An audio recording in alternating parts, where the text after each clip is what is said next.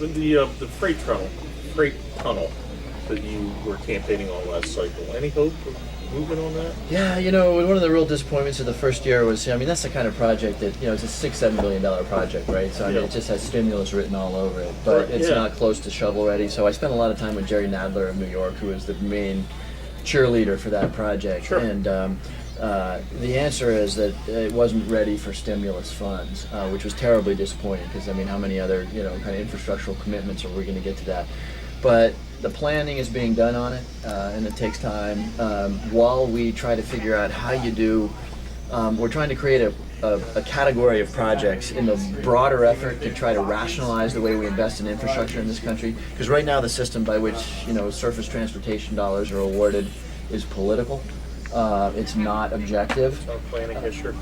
Which is why you've got, gorgeous 8-lane highways and, rural areas that really don't need gorgeous 8-lane highways, and we're on 95.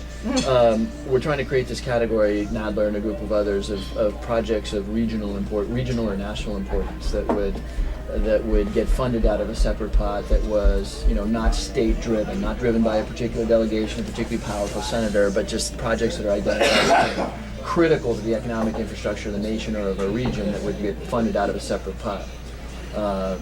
We'll get some money, I hope, out of the surface transportation reauthorization. Chairman Oberstar is a real mass transit train, he's not the traditional pave more highways guy, so, hopefully it'll just continue, and, maybe ultimately if we can get an infrastructure bank created, which would be a good thing. I had a discussion today about how, I-91 is such a pleasant highway compared to I-95, and that's because the trucks between New Haven and Hartford, they go up and, so right. It's not nearly the same, but no, it's something I thought that was a great idea. No, I've been pushing it. It is really, when you're talking about something that has a billion, multi-billion-dollar tag on it, it is a process of coagulating the political support for it. But the thing about this sort of stuff, though, those infrastructure jobs, they're jobs. This is real jobs that we need as well. It's not just the infrastructure that needs to be fixed or improved, but we need the jobs across the nation, and not just for Connecticut, but for the whole nation. We need these sort of things going on, and we need them going on big time. This was more generally a really sad thing, because you're right. The stimulus was not designed to invest in next generation infrastructure. It was designed to create jobs as fast as possible. So as a result, a lot of the quote-unquote shovel-ready projects are easy-to-do municipal projects, which often means paving. Hey, we had to go in the next day as soon as it was approved in our town. There were some small things, but there was also some big things that are ongoing. So it's a real disappointment. Given the bill we have to pay for an upgrade of our infrastructure, a lot of that stuff won't get done with stimulus dollars. Well, the nation really needs the upgrade in the infrastructure. The infrastructure is. We're a country of potholes. If you want to, bridges are falling apart. If you look at the Army Corps of Engineers, their reports on bridges is dismal. Bring Al D'Amato out of retirement. And it's we need work done, and at a time where we need a heck of a lot of jobs, and so it's like, what better way to spend our money? I'd rather see it going on that than on guns and bullets right now. As much as it's important, keep the soldiers and that doing what they're doing. Personally, I think it's time to bring them back from Iraq. As many as we can, responsibly bring them back and start withdrawing from there. I understand that Afghanistan, against my personal better judgment, he's doubled down on it and tried to push forward. But at least this time, it's all of NATO and Obama and the United States that are pushing forward a little stronger. It's not just us taking the brunt of that.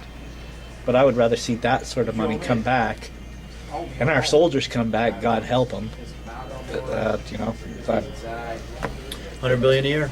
But the price tag on Afghanistan right now. I'd rather see that sort of money spent on rebuilding our country, because our country desperately needs it. I think, well, just on a different subject, you know, part of the disgust with Congress was the whole sight of, you know, watching the healthcare bill and, you know, watching, you know, Mary Landrieu and, watching the pork fest. Ben Nelson. Yeah, the Ben Nelson, and you know, what are we going to do about that? I mean, because that's you know, that's what you're going to be fighting against when, you know, come November. Right. No, and you're exactly right about that. You know, I saw that in my Afghanistan town hall meetings. I did 5 meetings where, you know, people in the room were pro, anti the president's strategy on Afghanistan. What united the room was just this sheer disgust at the Nelson deal and at the Landrow deals, at this sense that government was being prostituted, which is what it was doing. I mean, you know, as someone who wanted that healthcare bill to pass, I feel disgusted by it too. Yeah, like, no, and that's no. You know, it's like why? Yeah. There's always going to be some negotiations. Yeah, but you can't blame a guy who represents a state or a congressional district for trying to do right. But when it rises to that level of magnitude, it is prostitution of the government process. As I said to Steny Hoyer the day after that story came out, I said, so the message I'm getting from this is I should just oppose absolutely everything and just have my list ready. So that here's what I need for the vote here, here's what I need for the vote there. It's just like be an asshole. Yeah, exactly, right? And think nothing but parochially. I've been there a year. I don't know how you solve that problem. We've got this weird situation But where... I mean, but he's screwing it for you. Basically. Yeah, no, I know. I'm telling you. He has made your bed very difficult. Look, I'm trying to do what little things I can do in my office and in my district. I mean, there's a ton of things like that. Who knew that it is actually not against House rules to solicit contributions from people that you get earmarks from, right? Turns out that that's not against the rules. You know, you can get an earmark for a nonprofit, and then 2 weeks later, let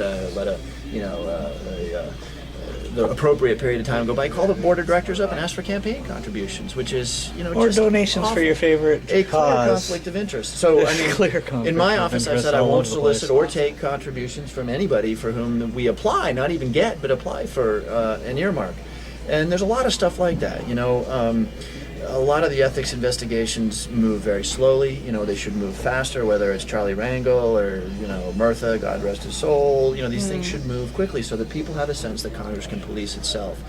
There's also a lot of baloney, right? I mean, I'm constantly debunking the notion that with one term I get a cushy pension for the rest of my life. And, the opponents and the people who have an interest in sort of being derogatory about the government throw out a lot of baloney.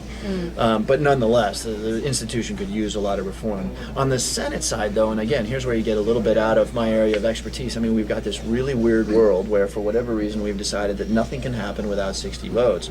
And even when you have 60 votes, when you've got a caucus that includes Ben Nelson, Joe Lieberman, Mary Landrieu, Harry Reid's got a tough re-election, Evan Bayh. I mean, you know, you don't really have 60 votes. And so Evan Bayh's gone now. So now you're sitting down, you're negotiating with one person or two people over, something that would be historically transformative. I mean, that's a screwed up.